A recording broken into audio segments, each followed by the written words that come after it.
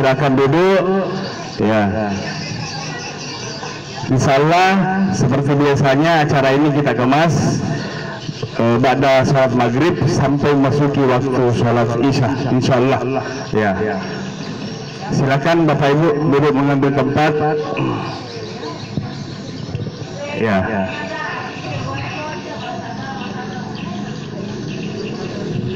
Ya, silakan duduk.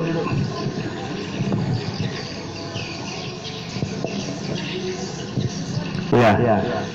Kita mulai di ada tempat dulu depan kosong ya, silakan ambil tempat. Ya. Ya. Sekiranya kita mulai.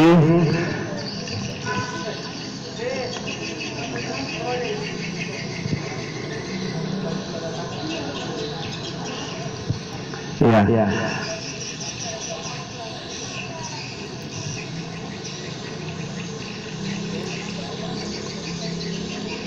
Perlu kami sampaikan bahwa kegiatan ini juga kita share di media sosial Radio Mesra. Ya. Baik, kita mulai. Bismillahirrahmanirrahim. Assalamualaikum warahmatullahi wabarakatuh.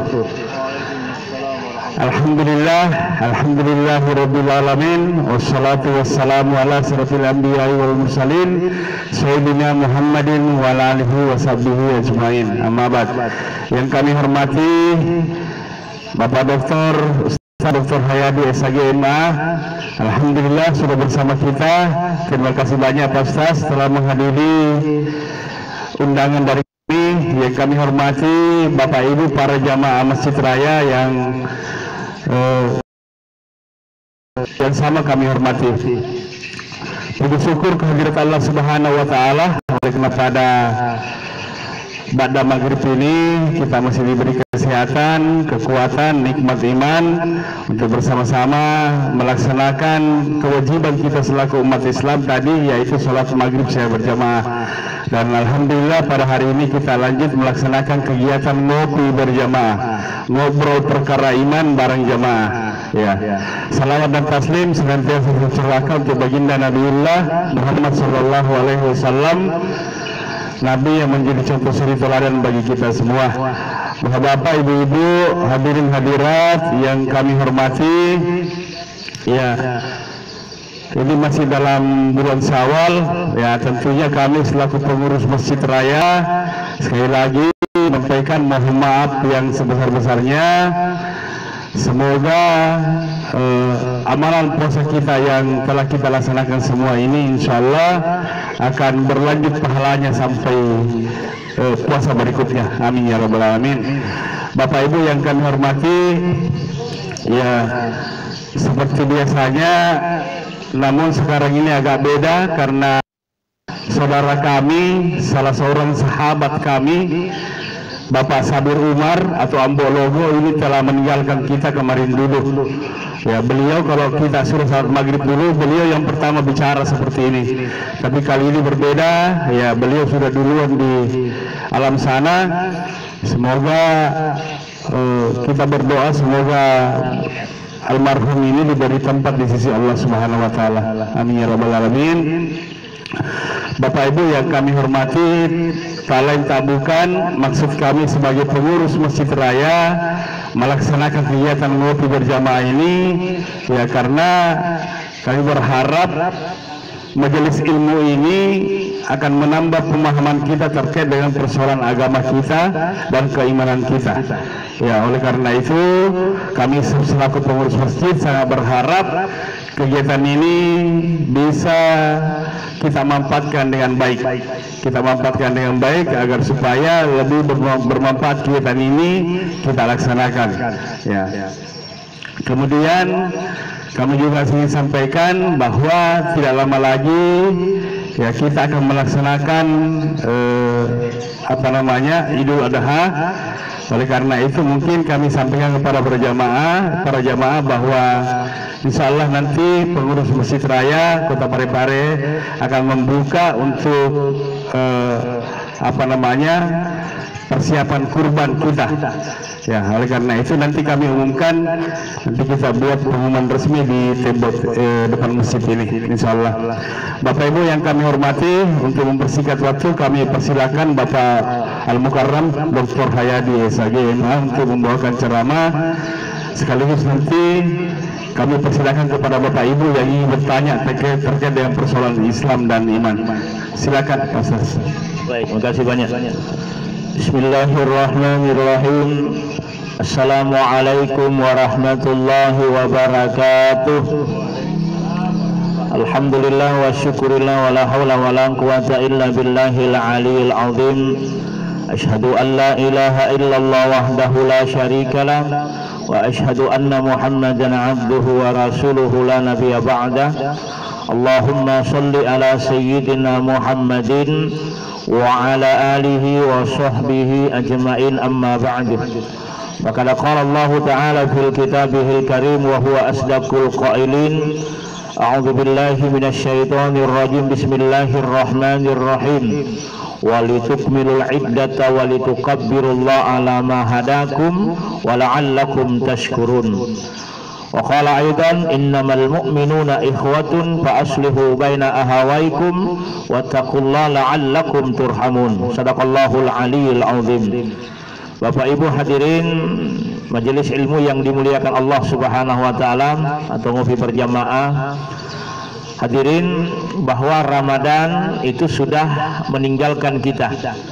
Ramadan 1 bulan itu adalah hanya sekedar bulan latihan, melatih bagaimana hal-hal yang halal bisa kita tinggalkan, yang halal saja bisa kita tinggalkan, apalagi yang haram.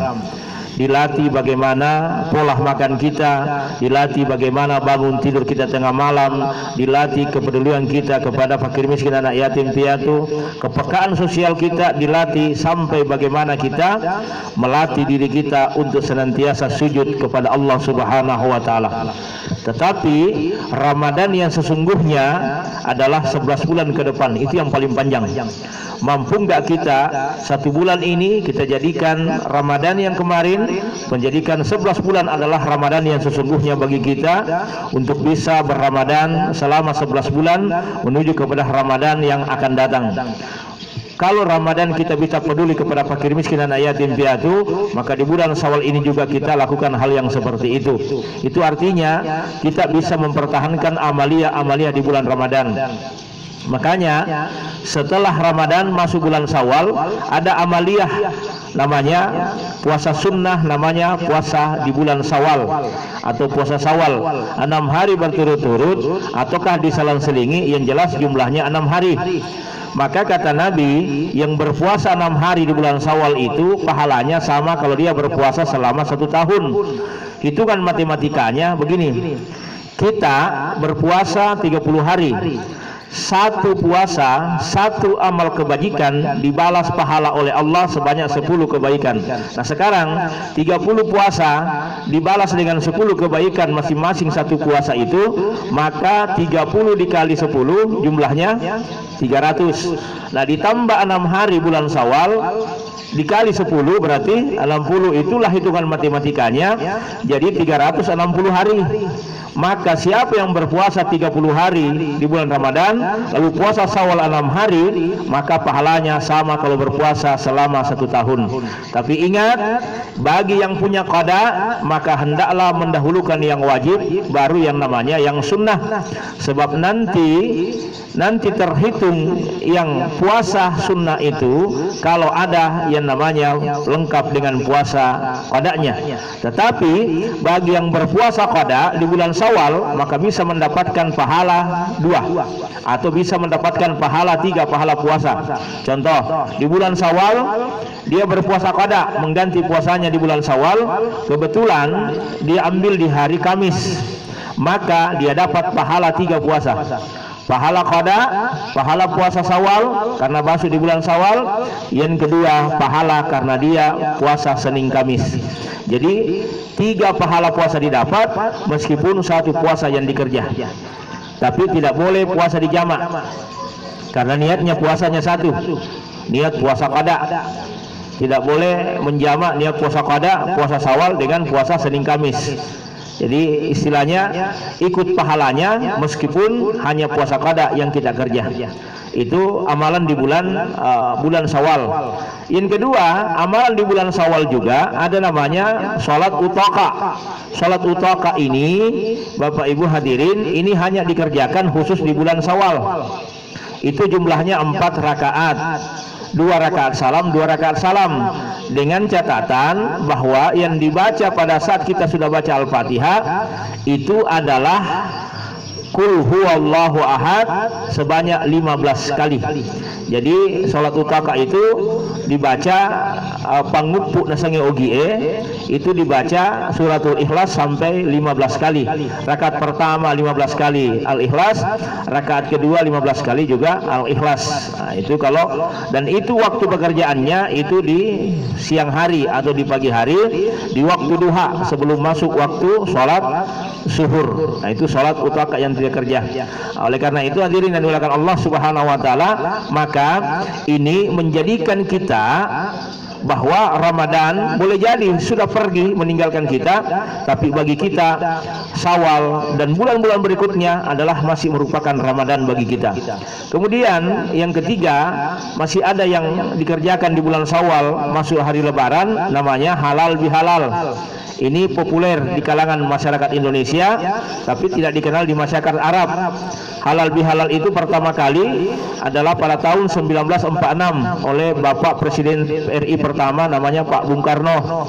Bung Karno itu memproklamirkan halal bihalal, usulan dari Bapak Kiai Haji Kasbullah Wahab ketika mengumpulkan seluruh elit politik di istana, kemudian memberikan satu acara. Kata Pak Presiden, acara apa yang bagus habis Lebaran? Maka Kasbullah Wahab mengatakan, dari kalangan NU, jadikanlah momen ini sebagai halal bihalal. Disitulah dicanangkan halal bihalal pertama. Sampai hari ini setiap Lebaran ada acara reuni disebut dengan halal bihalal. Halal bihalal artinya menghalalkan apa yang kita lakukan kepada orang, dan orang juga memberikan halalnya untuk dimintai maaf kepada kita. Jadi sejalan dengan Idul Fitri itu, minal aidina wal faisin, semoga kita kembali kepada kesucian, ulurkan tangan lalu meminta maaf, mohon maaf lahir dan batin. Tapi biasanya kalau di Parepare mohon 2000. Kalau anak-anak ya, kalau pergi masyarah bukan mohon maaf lahir dan batin. Apa maknanya Bapak Ibu hadirin? Halal bihalal ini sekali lagi budaya Indonesia, bukan budaya Arab. Ya, harus ditahu itu. Jangan saya mengatakan budaya Arab lagi, orang Arab tidak tahu budaya halal bihalal. Tidak, karena dulu ada ulama yang disuruh ceramah halal bihalal, tidak tahu apa itu halal bihalal. Nah, itu budaya Indonesia. Dijelaskan halal bihalal saling memaafkan, belum paham juga. Nanti ada orang yang suka main domino, mungkin barangkali anggotanya Pordi ini yang jelaskan, bilang itu syekh, halal bihalal itu syekh adalah lempak kosong. Baru paham, oh halal bihalal begitu ya, sama-sama membersihkan hati kita. Oh baru paham. Jadi ada baiknya juga itu pordasi, ada pordi itu ya Bapak Ibu hadirin. Oleh karena itu hadirin, maka hari ini juga adalah momen halal bihalal bagi kita, karena setelah Lebaran baru kita bertemu. Kemudian kami juga Bapak Ibu hadirin, meskipun ya kita masih dalam keadaan suasana berduka ini dari tim Radio Mesra, Bapak Ibu hadirin, kita kehilangan salah satu orang terbaik kami. Ambok Logo biasanya sudah keliling begini bawa mic kalau kita serang begini Bapak Ibu. Ya sekali lagi niat baik kita, perkataan baik kita kepada almarhum, insyaallah menjadikan kuburnya diluaskan oleh Allah, diinginkan kuburannya karena persaksian kita dengan kebaikan, dan akhir nanti acara kita akan berdoa bersama untuk almarhum Bapak Ambok Logo atau Muhammad Sabir Umar bin Umar Bengak. Demikian, assalamualaikum warahmatullahi wabarakatuh. Ya, waalaikumsalam warahmatullahi wabarakatuh. Terima kasih Ustaz. Ya, terkait dengan proses awal, ya sebelum saya lempar ke ke para jamaah, ketakutan sama Ustaz ya, bisa mesra dimanapun berada, silakan menanggapi kalau ada yang ingin disampaikan melalui media sosial yang telah dilempar oleh teman kami dari Radio Mesra. Ada pertanyaan begini Pak Ustaz, apakah puasa Syawal ini dia harus berurutan atau bisa bahwa hari ini puasa besok tidak? Ya, haruskah 6 hari berturut-turut atau di kada ikalah jauh lebih banyak persitu puasa? Ya, silakan Pak Ustaz. Baik. Puasa Syawal itu jumlahnya 6 hari. Mau berturut-turut boleh, tidak mau berturut-turut tidak ada masalah. Yang jelas jumlahnya sampai 6 hari. Bagaimana kalau tidak sampai 6 hari Ustaz? Misalnya perempuan puasa hanya sampai 4 hari, tiba-tiba dia haid, maka tetap dapat pahala puasa Syawal. Dan 2 itu tidak masuk dalam kategori utang. Ingat, puasa Syawal yang ditinggalkan tidak berhutang, tetapi puasa Ramadan yang ditinggal adalah berutang. Makanya ini banyak mempertanyakan, bagaimana kalau saya puasa qada dengan puasa Syawal, yang mana saya dulukan, apakah qada atau Syawal? Kalau secara fikih adalah mendahulukan dulu yang qada. Bagaimana yang Syawalnya? Boleh di belakangan. Bagaimana kalau mendahulukan yang Syawal baru yang qada? Boleh. Yang penting ada jaminan umur panjang di sisi Allah Subhanahu wa taala. Kan gitu. Bagaimana kalau saya mendahulukan Syawal? Boleh dengan catatan tulis puasa di kalender. Lingkari kalender, sampaikan kepada keluarga, nih saya puasa Syawal hari ini 6 hari, atau diselang-selingi. Puasa Ramadan yang saya tinggal ada 3, lingkari tanggal 3 di situ. Nanti kalau keluarga mana tahu umur kita tidak sampai ke situ, maka keluarga sudah mengetahui, oh ada utangnya mamaku puasa 3, inilah yang harus saya bayar. Nah itu makanya utang. Makanya itu lebih wajib utang dibayar. Tetapi kalau ada yang melaksanakan Syawal dulu baru qada, boleh, silahkan, tidak ada masalah. Semuanya bisa. Yang jelas kita berharap mudah-mudahan Allah kasih umur, kekuatan dan kesehatan kepada kita untuk melaksanakan ibadah itu. Demikian. Ya, makasih banyak Pak atas penjelasannya. Jadi kami ingatkan kepada para jamaah bahwa besok itu hari Sabtu, kemudian hari Ahad dan hari Senin itu masuk Ayyamul Bait ya. Ya, pertengahan bulan. 13 Syawal, 14 Syawal dan 15 Syawal. Ya, kalau kita berniat berpuasa Syawal di situ, ya kita sudah dapat juga Ayyamul Baitnya. Apalagi kalau hari Senin itu, ya ada telu nasang pandrita telu mulolongan. Beruntuk ini puasa Senin, sunnah, Ayyamul Bait dan puasa Syawal. Ya, oleh karena itu kami ingatkan bahwa ada yang bilang puasa Ayyamul Bait itu 3 hari, mulai Sabtu, Ahad dan Senin. Ya, tapi kalau ibu-ibunya kalau mau puasa sunnah, apa sabi kijolo ke bapak ada? Betul Ustaz? Ya, betul. Apa sabi kijolo? Pernah kan mereka cuma puasa bapak na, apa ko bapak na melok matu tapa nasabnya rusak mata tu kenapa mah puasa melok kak? Ya. Bagaimana ini Pak Ustaz? Ya. Iya, betul itu, bahwa perempuan itu adalah paling tinggi nilai ibadahnya adalah ketaatan dia kepada suaminya. Kalau seorang istri berpuasa sunnah tiba-tiba tidak ada izin dari suami, maka istri boleh membatalkan puasanya. Jadi saking ditaatinya yang namanya suami. Jadi tidak boleh itu melanjutkan puasa kalau mengatakan batalkan puasamu. Kalau suami mengatakan seperti itu, makanya di situ perlu kita berhati-hati. Makanya boleh kita berpuasa. Tadi dikatakan bahwa mohon izin kepada suami, abang izin hari ini saya mau puasa sunnah. Nah, kalau mengatakan silakan, nah itu baru ada namanya ridhonya suami. Ya, Bapak Ibu hadirin, ini pentingnya saling pengertian, saling menghormati di antara suami istri agar ibadah yang kita lakukan insya Allah diridai oleh Allah Subhanahu Wa Taala. Ya, bersama dan para jamaah yang kami hormati, ya kami persilakan kalau ada yang ingin bertanya, ya silakan. Ya, ini depan satu, ya silakan. Bismillahirrahmanirrahim. Assalamualaikum warahmatullahi wabarakatuh. Waalaikumsalam warahmatullahi wabarakatuh. Baru saja bulan suci Ramadan meninggalkan kita. Selamat jalan bulan suci Ramadan, bulan penuh ampunan. Bulan suci Ramadan telah banyak meninggalkan kesan, tapi ada 2 yang ditinggalkan.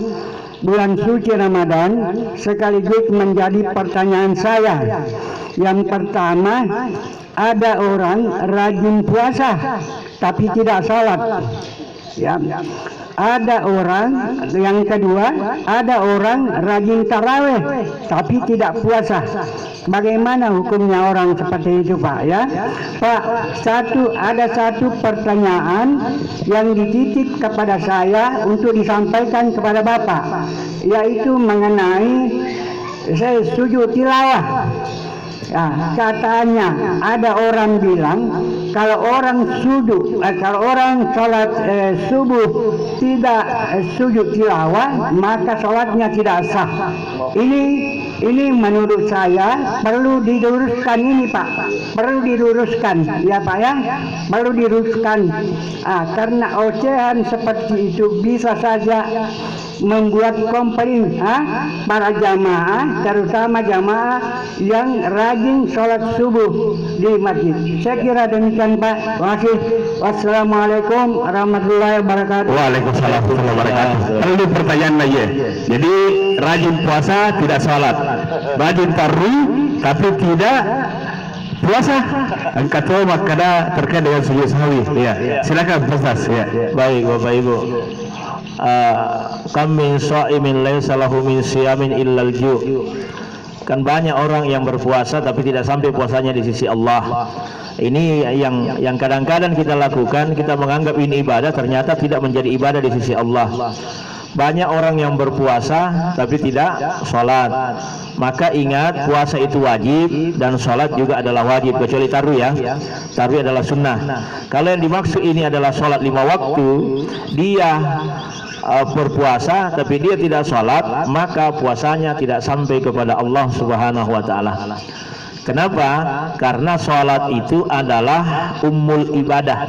Indokna amalak madecenge, indokna ya senge, sininna gau decenge. Perumpamaan dari sholat itu seperti kepala dalam anggota tubuh.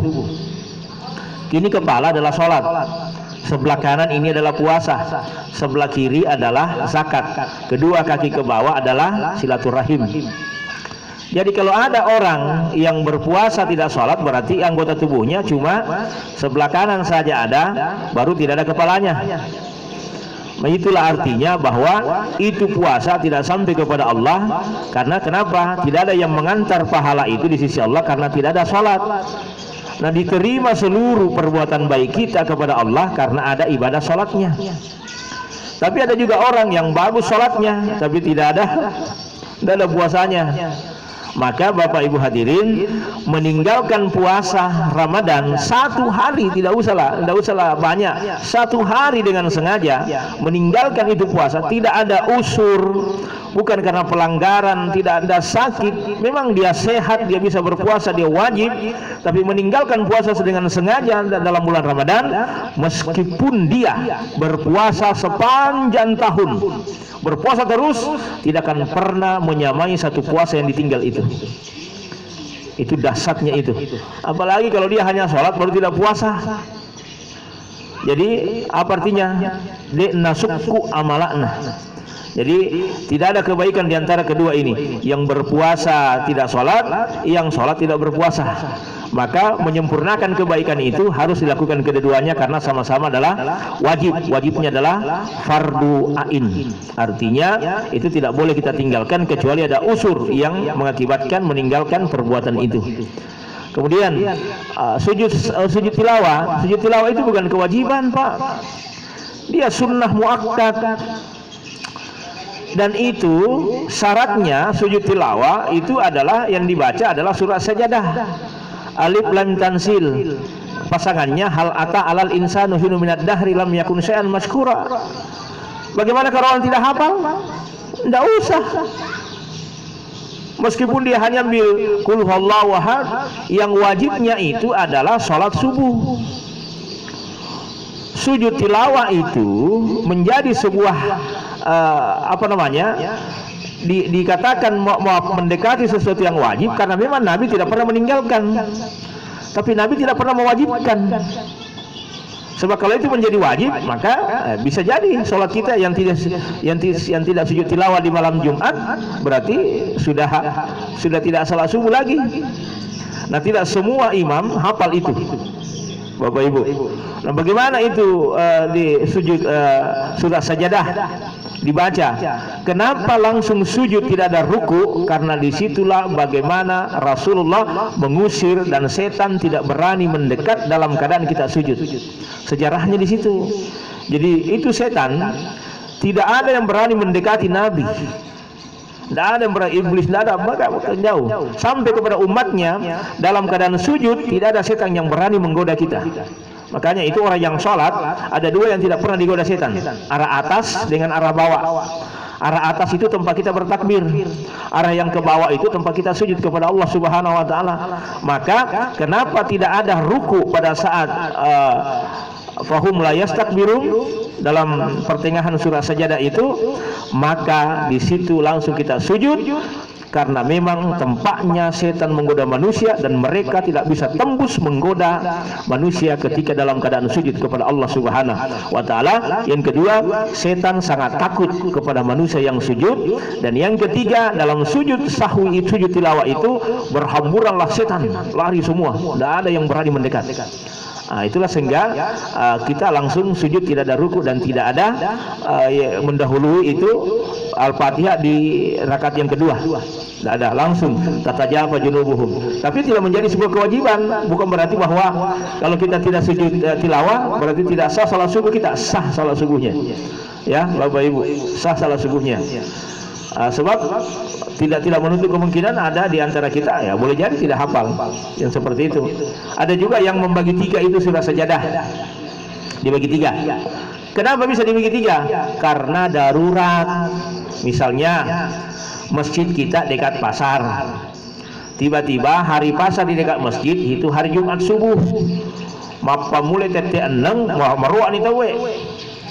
Ataukah jamaah yang rata-rata ada orang pasar semua, begitu selesai salat subuh berhamburan mau keluar dari masjid. Kenapa? Siapkan dagangannya. Maka di sini dianggap genting darurat, maka boleh surah sajadah dibagi tiga.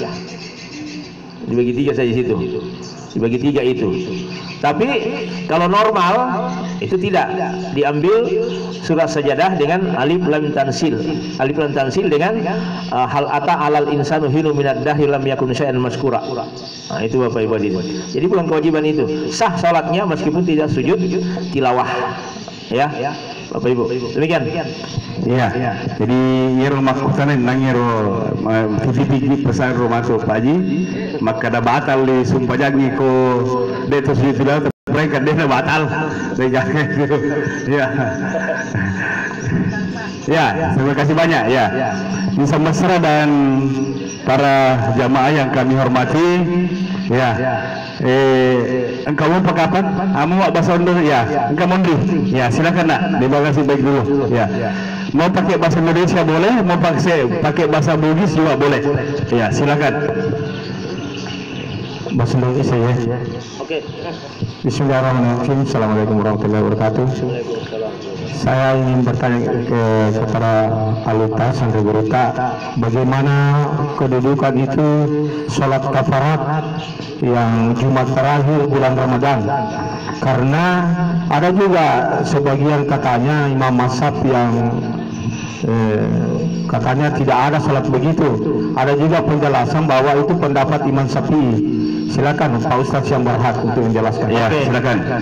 Sholat kafarat itu dianggap sebagai sholat denda.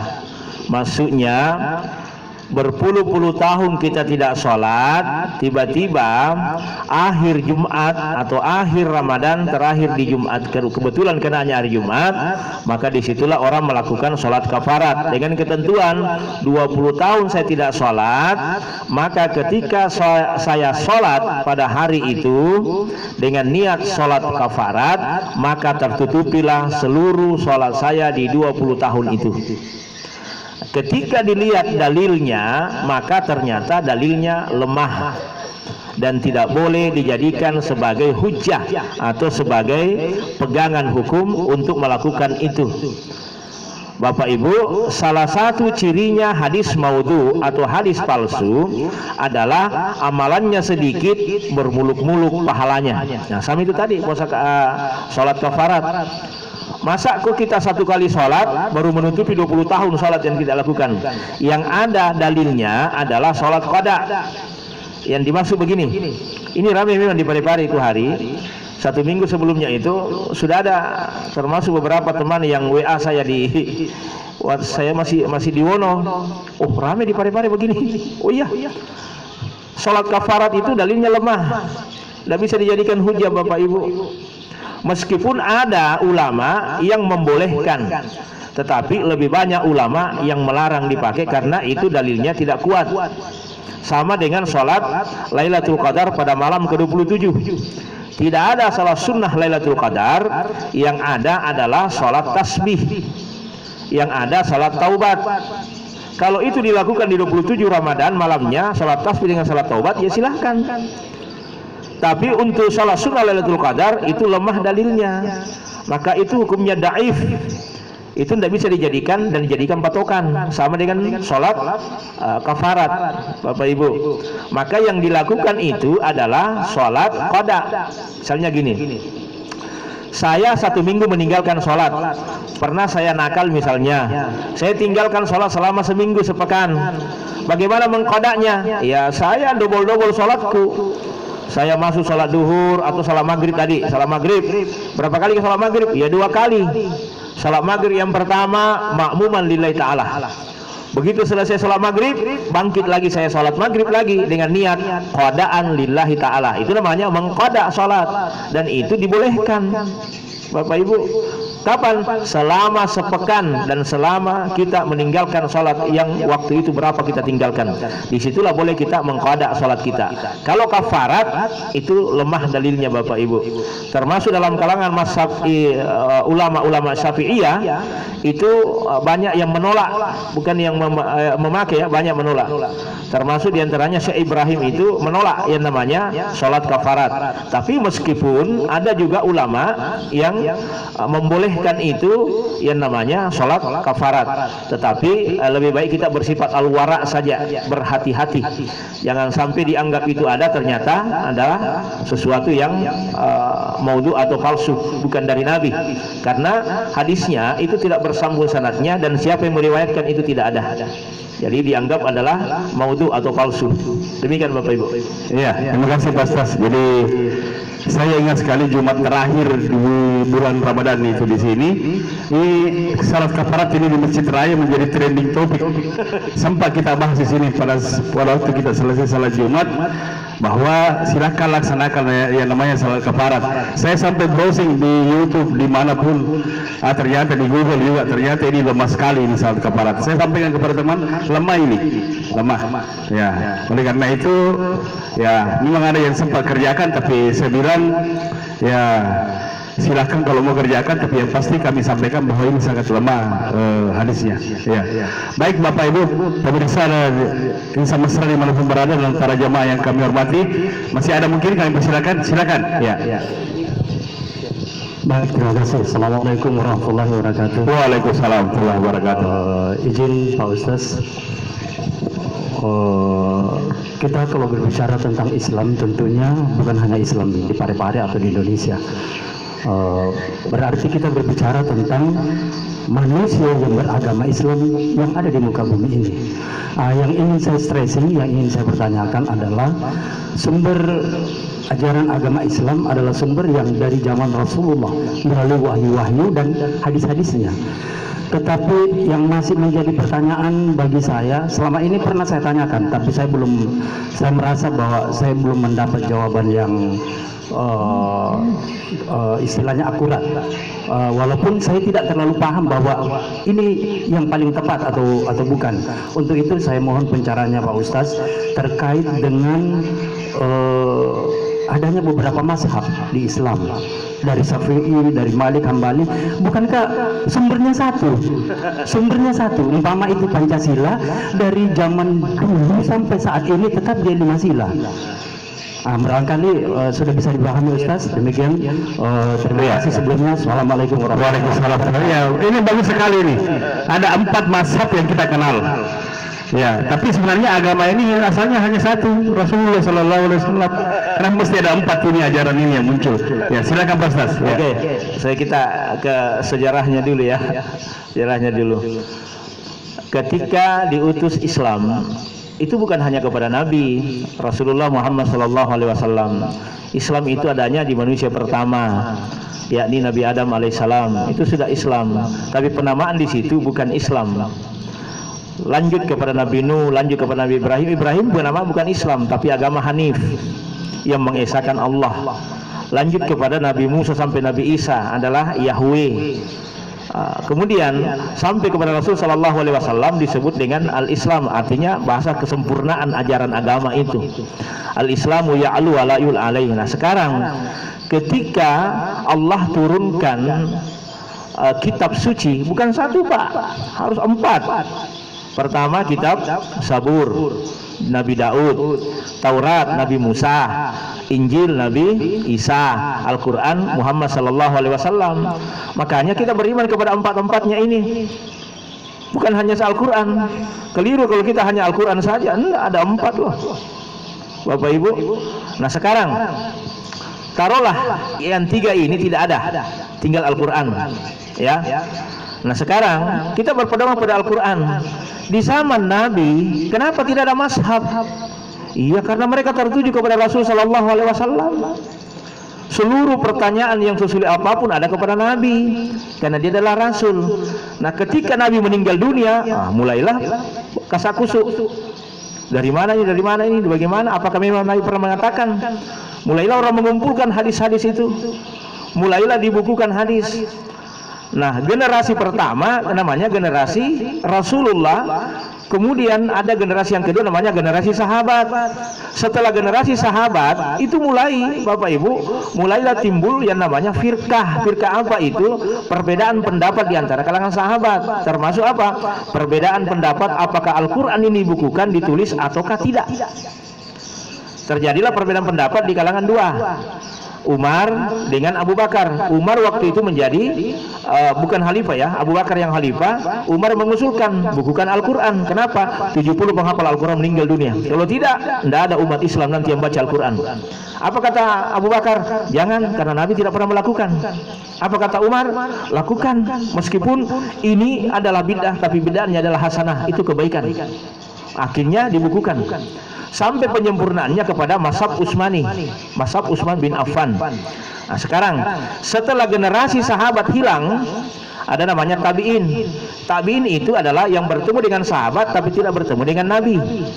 Ya, generasi kedua. Setelah generasi tabi'in, lahir generasi tabi'in. Generasi tabi'in bertemu dengan tabi'in tapi tidak bertemu dengan sahabat Nabi. Setelah itu muncullah masuk ke wilayah yang namanya salafus soleh, masuk kepada ulama mazhab. Ulama mazhab inilah yang memberikan pencerahan untuk kita sampai kepada Al-Quran. Sebab kita tidak sampai kepada Al-Quran.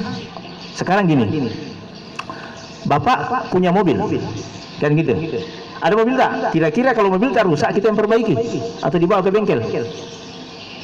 Untuk apa dibawa ke bengkel? Nah, bisa kita tonji. Mobil tak juga. Apa artinya? Kita butuh orang yang bisa memahami itu mobil.